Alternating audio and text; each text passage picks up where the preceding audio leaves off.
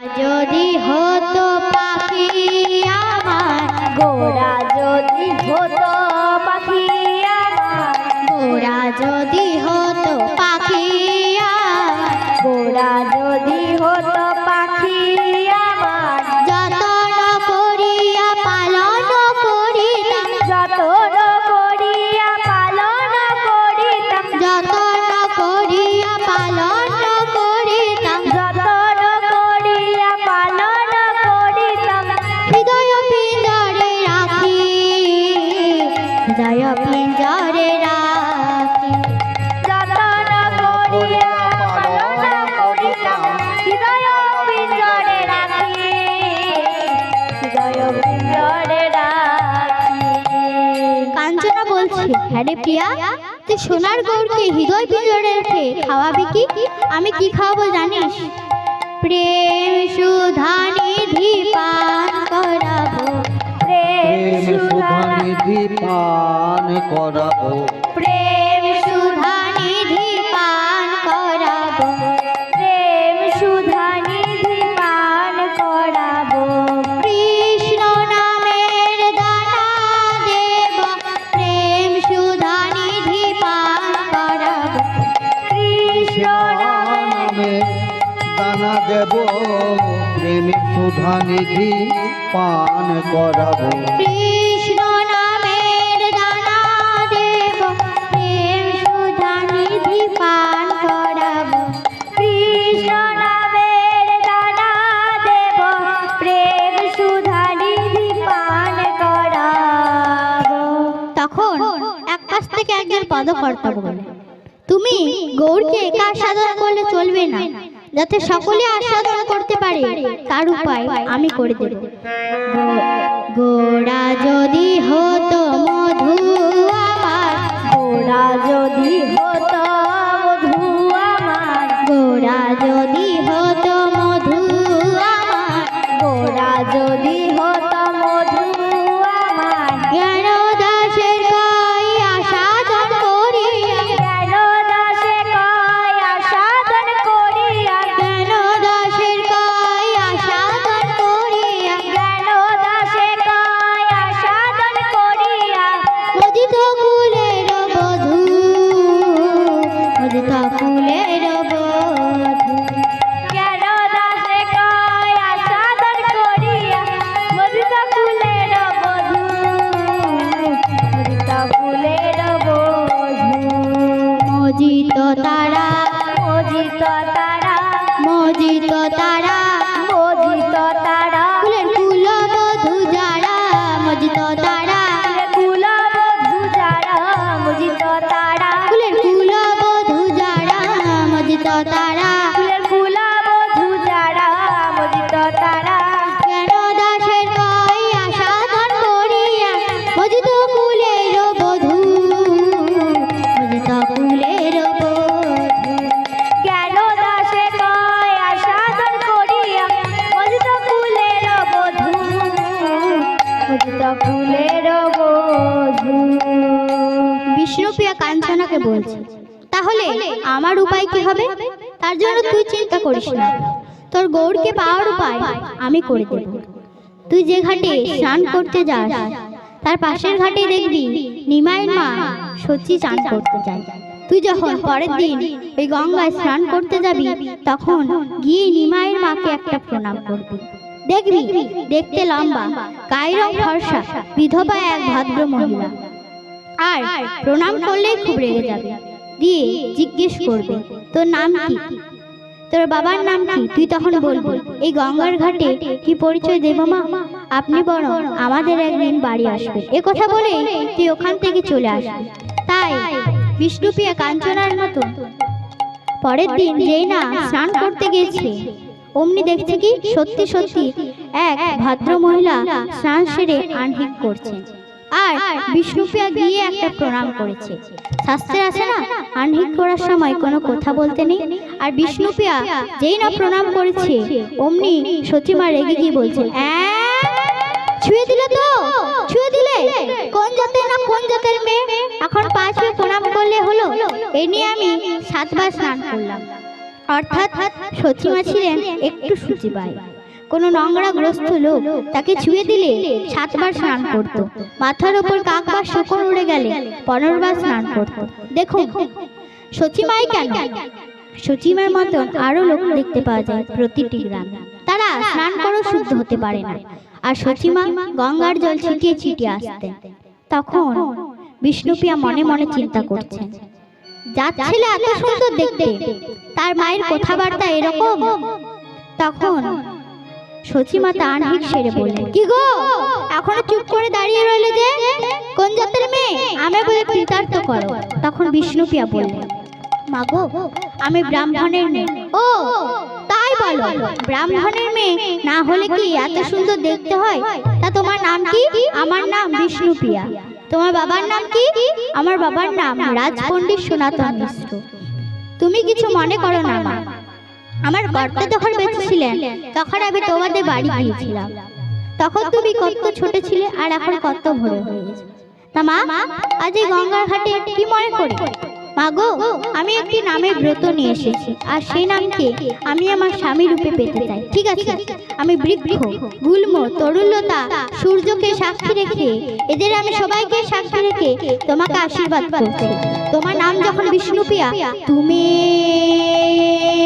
বিষ্ণুর প্রিয়া হও, তুমি যেন বিষ্ণুর প্রিয়া হও, তুমি যেন বিষ্ণুর প্রিয়া হও। তখন বিষ্ণুপ্রিয়া আশীর্বাদ পাওয়া মাত্রই জলের কলসি নিয়ে ছুটতে ছুটতে কাঞ্চনার কাছে এসে বলছে, কাঞ্চনা, কাঞ্চনা, কাঞ্চনা, আমি আশীর্বাদ পেয়েছি রে। জানিস মা আমায় কি বলে আশীর্বাদ করলো? বললো তোমার নাম যখন বিষ্ণুপ্রিয়া, তুমি বিষ্ণুর প্রিয়া হও, তুমি বিষ্ণুর প্রিয়া হও, তুমি বিষ্ণুর প্রিয়া হও। তখন কাঞ্চনা বলল, তাহলে তোর তো সব ব্যবস্থাটাই হয়ে গেল। হ্যাঁ রে কাঞ্চনা, এতদিন তার নাম আমি কানে শুনেছি, আর সত্যি সত্যি জানলাম। তারে ডাকলে নাকি পাওয়া যায়, শুনেছি কানে। তারে ডাকলে নাকি পাওয়া যায়, শুনেছি কানে। তারে ডাকলে নাকি পাওয়া যায়, শুনেছি কানে। তারে ডাকলে নাকি পাওয়া যায়, শুনেছি কানে। তিনি আমার দয়াল ঠাকুর, দয়া করেন দিনজনে। তিনি আমার দয়াল ঠাকুর, দয়া করে। তিনি আমার দয়াল ঠাকুর, দয়া করেন দিনজনে। তিনি আমার দয়াল ঠাকুর, দয়া করে দিনজনে। তারে ডাকলে নাকি পাওয়া যায়, শুনেছি কানে। তারে ডাকলে নাকি পাওয়া যায়, শুনেছি কানে। তারে ডাকলে নাকি পাওয়া যায়, শুনেছি কানে। তারে ডাকলে নাকি পাওয়া যায়, শুনেছি কানে।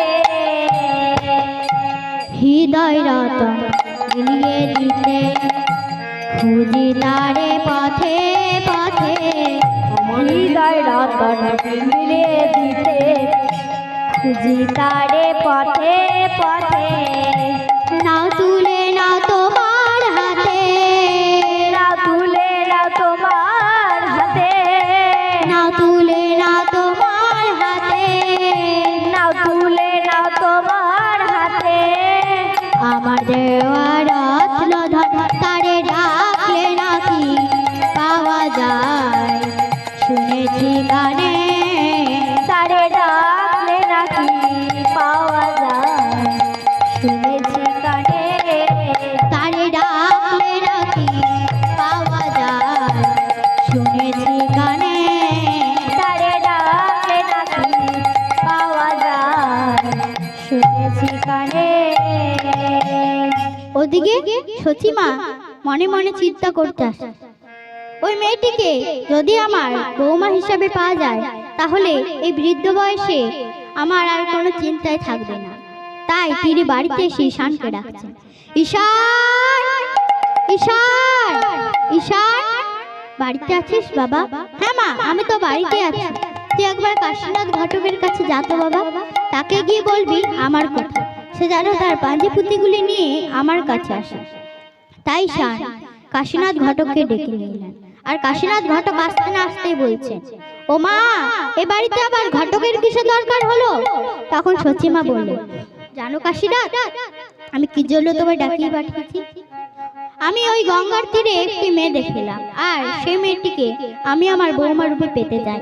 তুমি একবার পুঁথিটি খুলে দেখো তো, আমাদের নিমাইয়ের কোনো বিবাহযোগ আছে কিনা।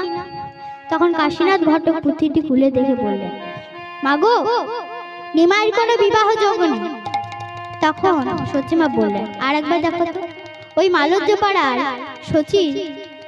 মালজ্য পাড়ার সনাতন মিশ্রের কন্যা বিষ্ণুপ্রিয়ার কোনো বিবাহযোগ আছে কিনা। তখন কাশীনাথ ঘটক আবার পুঁথিটি খুলে দেখে বললেন, মাগো, এরও কোনো বিবাহযোগ নেই, হলে দুজনকার একসঙ্গে বিবাহ হতে পারে। তখন কাশীনাথ ঘটক মনে মনে চিন্তা করছে, আগে এসছে রুক্মিণী, এবার আসছে সত্যভামা, এই বিবাহ দিয়েই আমি বৃন্দাবন যাত্রা করব। তখন সচিমা বললেন, যাও কাশীনাথ ঘটক, বিয়ে দেওয়ার কথাটা পাকা করে এসো সনাতন মিশ্রের গৃহে। তখন কাশীনাথ ঘটক বললেন, মাগো, আজ গোধূলি লগ্নে বিয়ে, এ কথা বলে ছুটতে চলল কাশীনাথ সনাতন মিশ্রের গৃহে।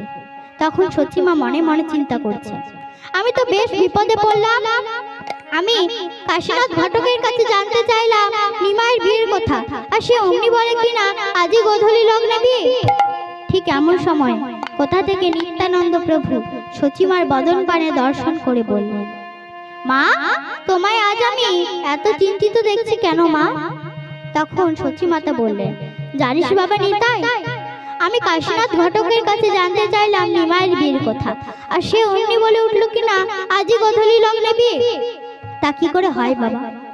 ঘরে আমার এক মুষ্টিও চাল নেই, মাত্র কয়েকটি বকফুল পড়ে আছে। বিয়ে বলে কথা, কত আত্মীয় স্বজন বন্ধু বান্ধব আসবে, তাদের আমি কি দিয়ে সন্তুষ্ট করব? তখন নিত্যানন্দ প্রভু বললেন, মাগো, আজ যার বিয়ে সেই সব করে দিয়েছে। মা, আমি তো নিমাইয়ের বড় দাদা, আমার একটা কর্তব্য আছে, আমি বড় নিমন্ত্রণ করতে চাই। তাই তিনি নিমন্ত্রণ করতে গেলেন, ওগো অনাবদ্যবাসী, আজ আমার ভাইয়ের বিয়ে, আপনারা সকলে আসবেন। আপনারা আসিবেন, আপনারা আসিবেন, আপনারা আসিবেন, আপনারা আসিবেন, আমার ভাইয়ের বিয়েতে আপনারা আসিবেন, আমার ভাইয়ের বিয়েতে আপনারা আসিবেন, আমার ভাইয়ের বিয়েতে আপনারা আসিবেন, আমার ভাইয়ের বিয়েতে আপনারা আসিবেন। ওগো মায়েরা, আমার বড় ভুল হয়ে গেছে, আগে আমার মায়েদেরকে নিমন্ত্রণ করা উচিত ছিল। আপনারা রাগ করবেন না, আপনারা না গেলে নিমাইকে সাজাবে কে? আপনারাও আসবেন, আপনারা আসিবেন, আপনারাও আসিবেন, আপনারাও আসিবেন, আপনারাও আসিবেন, নিমাইকে সাজাবেন, আপনারাও আসিবেন, নিমাইকে সাজাবেন, আপনারাও আসিবেন, নিমাইকে সাজাবেন, আপনারাও আসিবেন। নিমাইকে সাজাবেন, আপনারাও আসিবেন। ওগো দাদুরা, আপনারাও আসবেন, ওগো দাদারা, আপনারাও আসবেন। ঠিক এমন সময় রাজা বুদ্ধিমন্ত খাইলেন, এসে সচিমাকে বললেন, মাগো, আমি অনেকবার অনেক কিছু দিতে চেয়েছিলাম, কিন্তু তোমরা কোনোদিনও কিছুই নাও। আজ আমায় এইটুকু আশীর্বাদ করো, আমি যেন দাদা প্রভুর বিয়ের ভার সমস্ত বহন করে নিতে পারি। সচিমাতা বললেন, বেশ, তাই হবে। এবার আশীর্বাদ পাওয়া মাত্রই সকলকে বলতে লাগলেন, এখানে নান্দিমুখ হবে, এখানে মিষ্টি তৈরি হবে, এখানে আত্মীয় স্বজন বন্ধু বান্ধব খাওয়ানো হবে। এদিকে সব ব্যবস্থাটাই হয়ে গেল, আর ওদিকে সনাতন মিশ্রের গৃহে ঝগড়া চলছে। সনাতন বলছে, আমি ছেলে দেখলাম না, ছেলে কি করে জানলাম না, ছেলের সম্বন্ধে আমি কিছু না জেনে, আমি কিছু না শুনে যাত্রার হাতে আমি আমার পরমা সুন্দরী কন্যাকে তুলে দেব। আগে বলো ছেলে কি করে, ছেলে কি করে শুনবে? ছেলে ঘুরে ঘুরে বেড়ায়, ঘুরে ঘুরে বেড়াই, ঘুরে ঘুরে বেড়ায়, ঘুরে বেড়াই, নদিয়ার পথে পথে ঘুরে ঘুরে বেড়ায়, নদিয়ার পথে পথে ঘুরে ঘুরে বেড়াই, নদিয়ার পথে পথে ঘুরে ঘুরে বেড়ায়। নদিয়ার পথে পথে ঘুরে ঘুরে বেড়াই। কি বললে? যে ছেলে নদিয়ার পথে পথে ঘুরে বেড়ায় আর সেই ছেলের সঙ্গে আমি আমার বিষ্ণুপ্রিয়ার বিবাহ দেব? কিছুতেই হবে না। ও সনাতন, এত রেগে যাচ্ছ কেন? আচ্ছা, ছেলে বিদ্যা বুদ্ধির কথা তো শুনলে না? ও, ছেলের মতন এত বড় পণ্ডিত এই গোটা বিশ্ব ব্রহ্মাণ্ডে নেই। তাহলে সে যদি এত বড় পণ্ডিত, তাহলে নবদ্বীপে একটা টোল খুলে বসলেই তো পারতো। ও সনাতন, তুমি এত রেগে যাচ্ছ কেন? ছেলের রূপের কথা তো শুনলে না? ও, তুমি হয়তো এক্ষুনি বলবে ছেলের রূপ পূর্ণিমার চাঁদের মতো। শোনো শোনো সনাতন, আমাদের ছেলের রূপের কাছে পূর্ণিমার চাঁদ তুচ্ছ। তখন সনাতন মিশ্র বললেন, শোনো কাশীনাথ, তুমি এখান হতে বিদায় হও ছেলের নাম বলে। তখন কাশীনাথ ঘটক বললেন, তুমি ছেলের নাম শুনবে? ঈশ্বর নীলাম্বর চক্রবর্তীর নাতি, ঈশ্বর জগন্নাথ মিশ্রের কন্যা শচীর নন্দন নিমাই। আর যেই না নিমাই নাম নিয়েছে, নাচিতে লাগিল, নাচিতে লাগিল, নাচিতে লাগিল, নাচিতে লাগিল, সনাতন কাশীনাথ নাচিতে লাগিল, সনাতন কাশীনাথ নাচিতে লাগিল, সনাতন কাশীনাথ নাচিতে লাগিল, সনাতন কাশীনাথ